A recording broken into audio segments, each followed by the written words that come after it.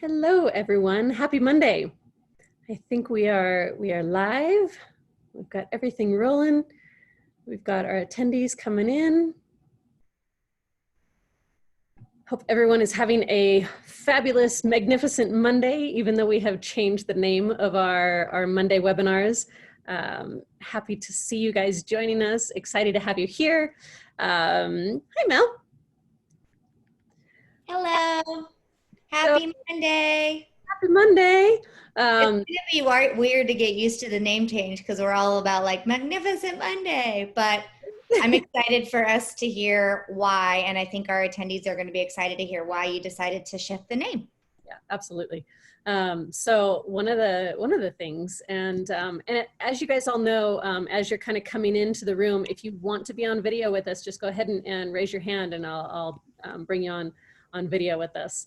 Hello, Ward. Great to have you here. So the reason for the name change to the Global Impact Educator webinar is because every Monday, that's what we're talking about. We're talking about the impact that you are all making every day. One child, one educator, one human at a time. You guys are making a global impact. If we think about like how we all are connected globally right now, there's so much out there technology-wise that gives us the gift of being able to connect globally. And in order for us to really be named appropriately for what we're doing on these Monday calls, I figured we should probably call it out like it is. And you guys are educators making a global impact. So why not be a Global Impact Educators webinar? And instead of Magnificent Mondays and everyone going, wait, what's that? I don't understand, what's that? So super happy you guys are with us. We are doing the new 30-minute format to really kind of just be respectful of your time. Starting in September, we are actually going to go bi-weekly instead of, that is every other week, right? I always say that wrong. I always mess that up. So every other week, we'll be doing our Monday calls starting in September. We will have calls weekly throughout August, but then starting in September, we'll be every other week. So super happy to have you guys here. I know this is for those of you in Nevada, as well as several other places. I know that you're getting ready for kiddos to come back to school. And in some places, you may already have your kiddos back. And so this is definitely crunch time. And so I'm super excited to have you join us and take some time out of your day to be part of this amazing conscious educator community. So to kick this off today, as we do everything, if you guys can chime into the chat, either live on Facebook where you're watching us stream, or into the chat in the webinar, wherever you're at, go ahead and just type in, what are you most grateful for? Just a micro moment from today. What's something simple that happened today? We don't need to be thinking like super big, but what's something simple today that you are grateful for? What is something simple today that you are grateful for? For me, and you know, while y'all are thinking about it, my simple gratitude today was really being able to take the time and start my day in meditation, start my day with a walk, slash hike slash run, because I'm, you know, just kind of getting back into running again, so I'm not able to run the whole time, but it was just a great way to start the day and a great way to begin my week with intention, taking the time to slow down when I first wake up. You know, get up, brush my teeth, and sit down and ground myself in meditation, and then be able to go for a walk and really enjoy nature. Being able to get connected to really just this. There's beauty underneath the chaos, and if we can just look around us and recognize the simple things in life. So, Mel, what about for you? What's something simple, micro moment from today that you're grateful for? I got two. Okay. Tell me. My two are greens juice and healthy poop. I love you. I mean, I'm just keeping it real, right? Like, I'm super grateful that my body digests and assimilates food, and I get my greens juice, and I feel energized, and I feel fantastic, so I can show up for everybody. And I keep it real. Like, it's the simple things, because I was camping for 4 days, and just my tummy wasn't great on vacation. So today I feel back to myself. That's awesome. That's awesome. Really paying attention to your bodies is super important as you are working nonstop. And I know all of you are putting in like hundreds of hours to get ready for this school year and to make a difference for kiddos, whether you're distance or blended or in person with a bunch of PPEs all over you or whatever that looks like for you. I know that you guys are putting your blood, sweat, and tears into it. So I did want to really talk about this topic today of global impact and what that means. Because so often when I talk to other people, we think of global impact like, oh, I gotta go and create this global business and I gotta have, it's $1 billion and I'm not making a global impact unless I'm connecting. But if we think about the ripple effect that every single one of you has, how many students have you taught in your career? Think about it. Some of you, maybe it's your first year teaching, right? So maybe you just had some that you were student teaching. For the rest of you, how many students do you think that you've impacted, round numbers, over the course of your career? Round numbers. What do you guys think? So go ahead and type that in. Ward chimes in with 3.14. That's it. Ward, out of your entire career, 3.14 children. I highly doubt that. And the 0.14 child disturbs me. That's disturbing a little bit. We might have to talk about that later. Higher. I think it's a lot higher. So when you think about that quantity, so say you've impacted, and let's just go round numbers to make the math easy. You've impacted 100 students. Okay, I know it's a lot more than that. You've impacted 100 students. Those students go out and have 100 different things that they do in life. Erin, 1,050. Beautiful. 1,000 students, 1,050 students. You go out and those students now create their lives and create their impact and then their impact and then their impact. You guys are putting in the effort with this seemingly, just one human at a time, right? You know this, the starfish story, I'm throwing starfish back into the sea and the story goes and, someone comes along and says, why one at a time? You're never going to get them all back in. And you're like, well, I saved that one. I made a difference for that one. But it's about the ripple effect of that one. So that is a global impact. And you think about the way that we are connected to everyone from a technology perspective. We are connected so closely today, more so than we ever have been before.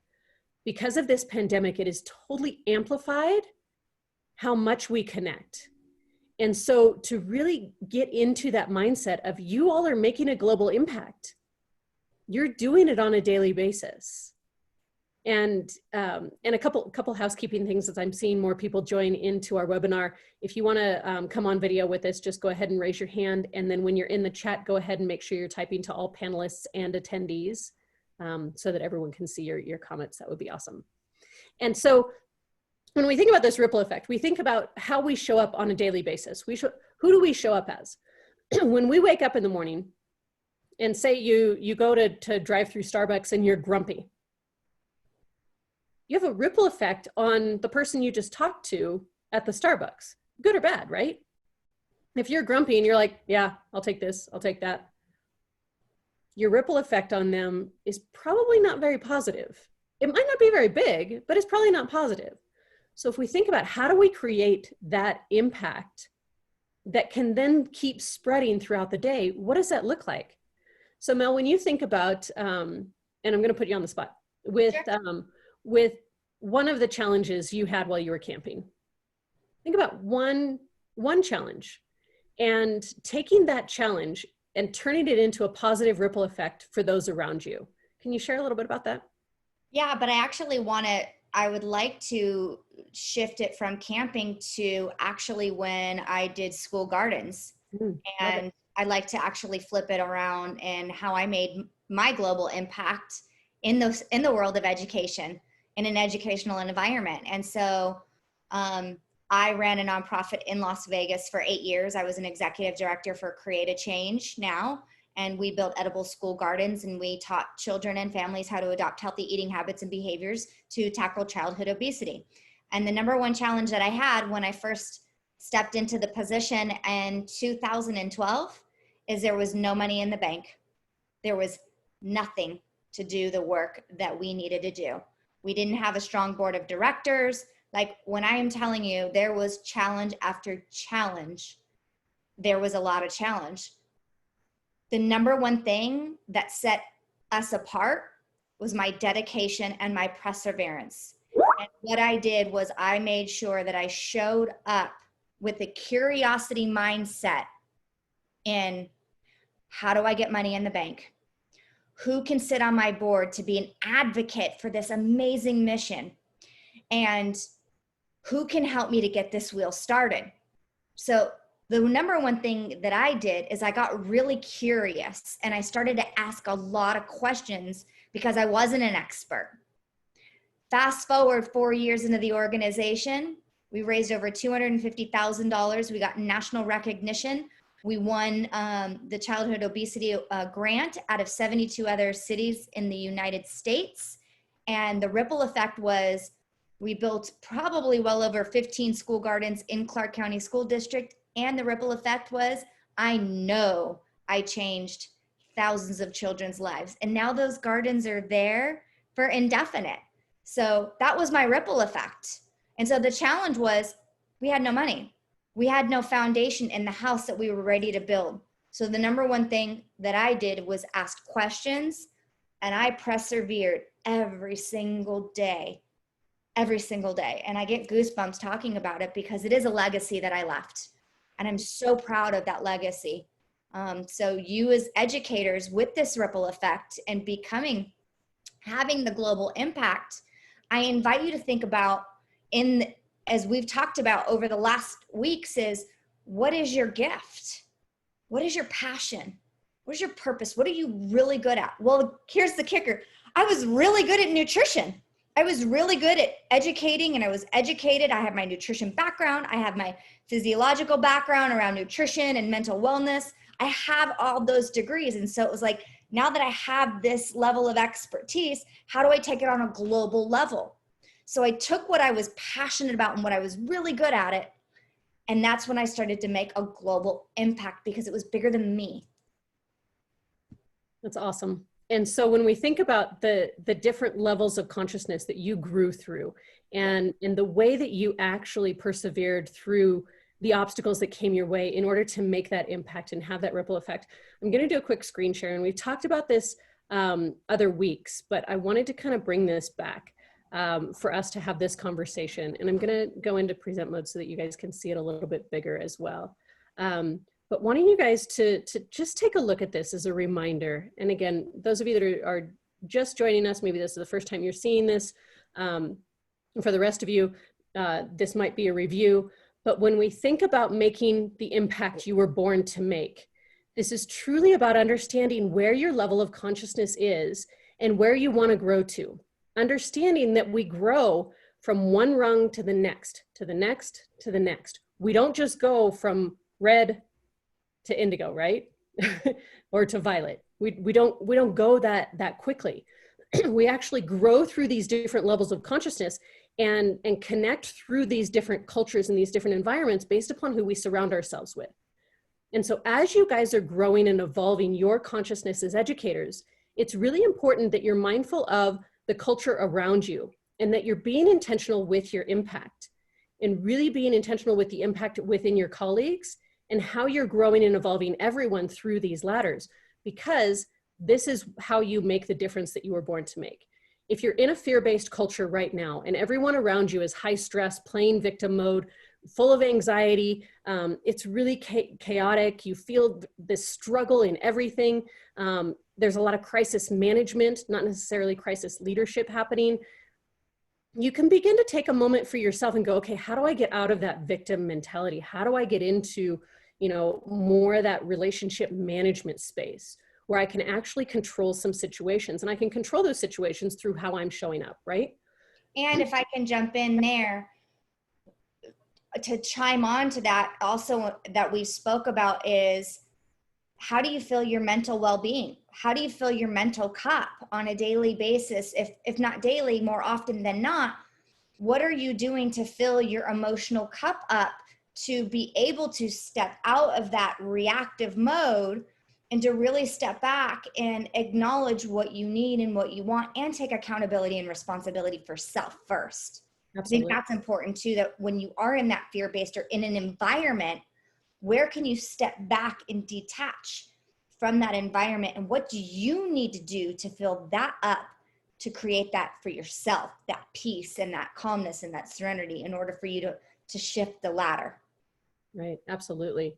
And, you know, if some of you are feeling like you're in a blame-based culture, you know, it's similar to the fear-based culture too, but it's more judgmental, right? It's more defensiveness, where there's a lot of blame going on. There's command and control, and it's very dependent on ego leadership, right? And so sometimes there's a combination of blame and fear going on. And then you grow into this place where it's all about compliance, right? We're managing performance, we're relying on ourselves, we've got some silos going on, which isn't necessarily the best for growth, right? There's a lot of bureaucracy, power, status, some things where you're out of fear, you're out of blame, but you're still not into growth and adaptability, right? That's when you get into teamwork and rhythm and feel this growth and feel this freedom, and innovation starts to happen. And a lot of you are doing this. I see it all over social media. Some of the innovation that's happening within distance learning is phenomenal. You guys are really taking the bull by the horns and going, you know what? No, I'm going to innovate. I'm going to adapt. I'm going to grow through this, and I'm going to create a new rhythm for myself. And that is influential leadership. And so as you have this influential leadership, and you can create this innovative growth culture around you, then you can grow into this comprehensive values-aligned culture where you are really focused on self-trust and team trust. There's this cohesion happening. You're able to show up as your authentic self.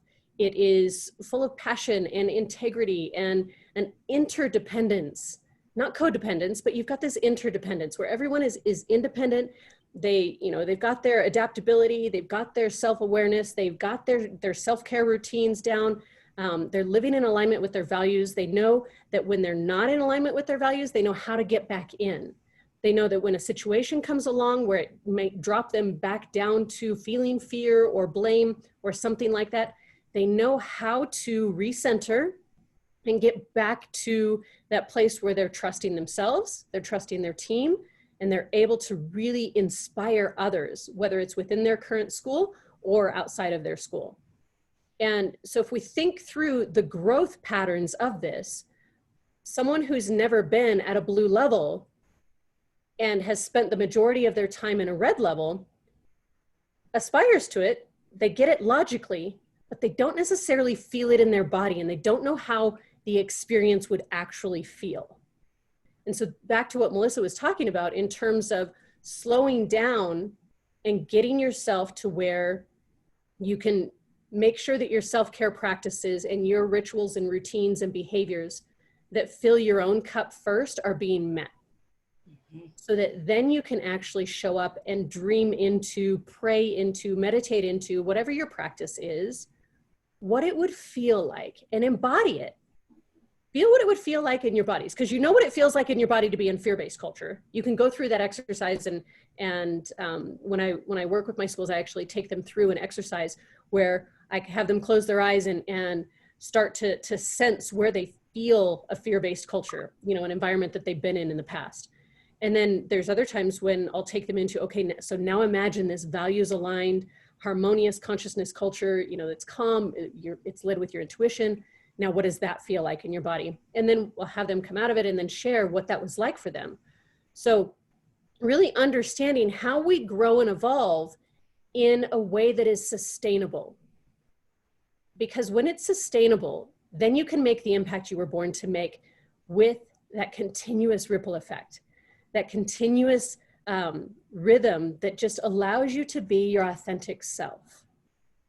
Because then we can get our schools to be this greater purpose culture where we've got everyone focused on what it is to grow from I need to get a job or I need to get into school to I want to make a difference in the world, and what value do I bring in order to make that difference? It's a shift to a more entrepreneurial mindset, which is I'm going to overcome obstacles, I'm going to break through risks and barriers, and I'm actually going to get to this place where I can incorporate the global sustainability goals into my work. So the global sustainability goal that I'm passionate about, obviously, is quality education.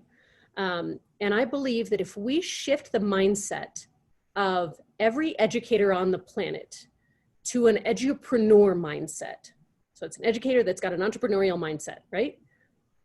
If we shift that mindset, that every educator actually leads from that position of strength and innovation and creativity and authenticity, and that everything is about learning and growing.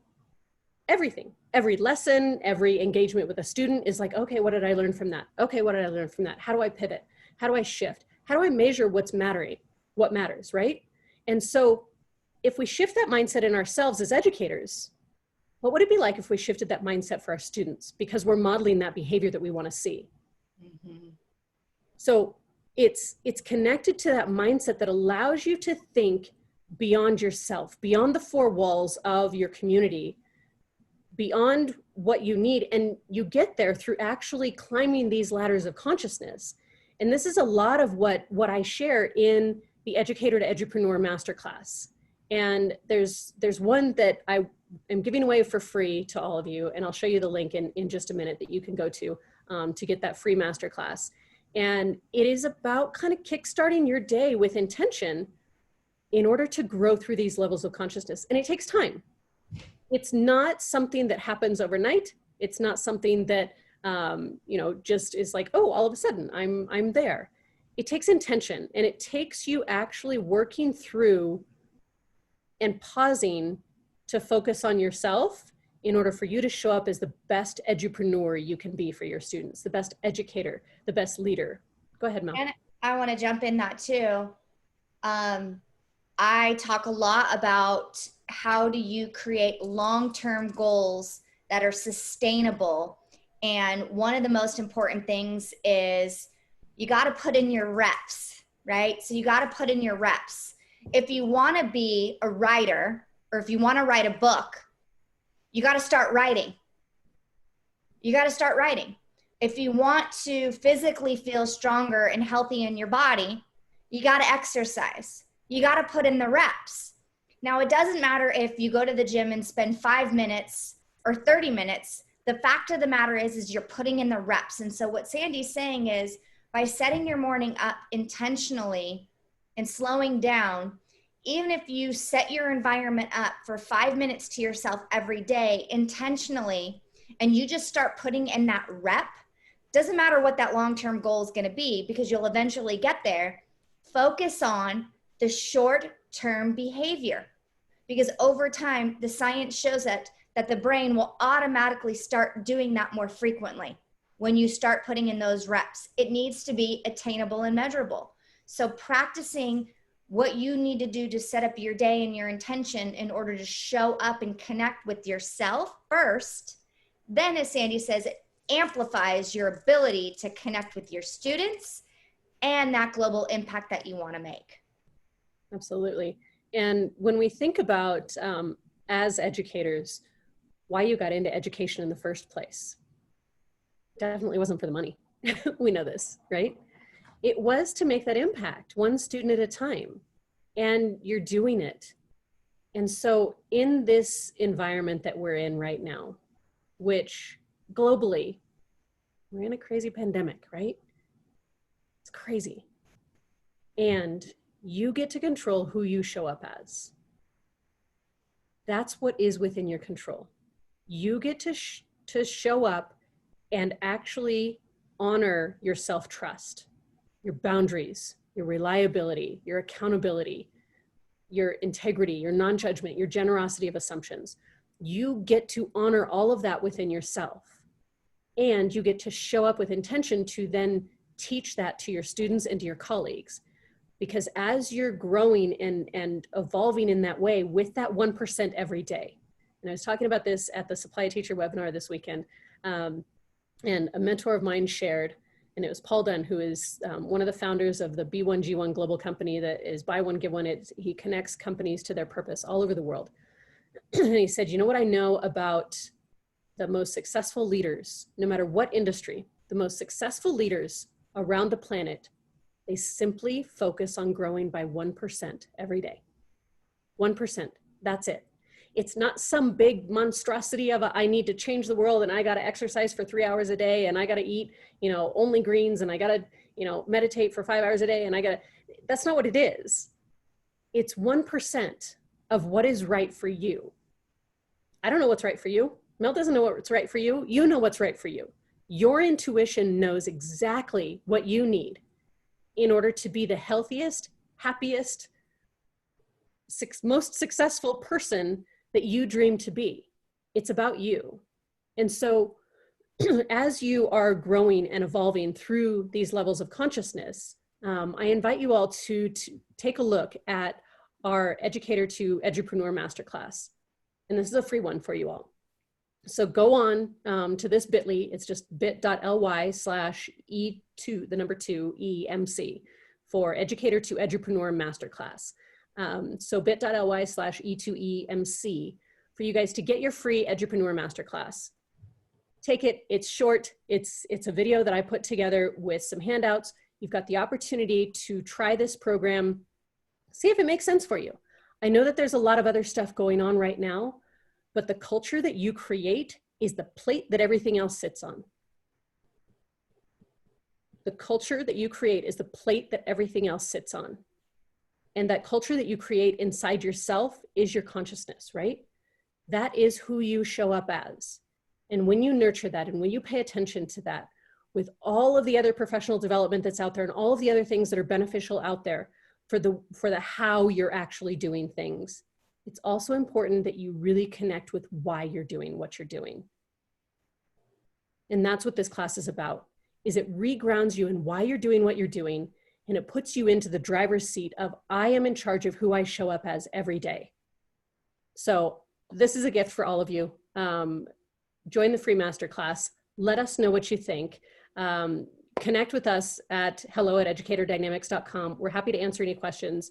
Definitely connect with us on Facebook. If you haven't already liked the Educator Dynamics Facebook page, we're growing our community of conscious educators. We have the private or Facebook group of the Conscious Educators Circle. I invite all of you as educators to join that. Really important that we grow this community so that you know you're not alone. It's really vital that as we navigate through all of the different things that are happening within our world, that we have a tribe of people that we can count on. That we can count on to focus on what's right and focus on solutions and focus on how do we know that we're all in this together? How do we actually lock arms and develop this community that is full of other conscious educators so that we are surrounded by a bubble where we're all growing stronger together? And there's so many times throughout my career that when I grew the fastest was when I reached out to community. I have not grown to where I am today without community, without showing up as my authentic self and creating and joining the communities that I most resonated with. And I want to jump in and chime on that. Sandy was reaching out into her community. Oh my God, it's been like 5 or 6 years. And when I was in my nonprofit days, and she just started her nonprofit, and she was in the community seeking help. She was asking questions. She was curious. She was looking for ways and looking for help. And she was in that mindset of, I don't want to do this alone. How can I get help? And then little did I know, I was in the community going, I don't want to do this alone. How can I get help?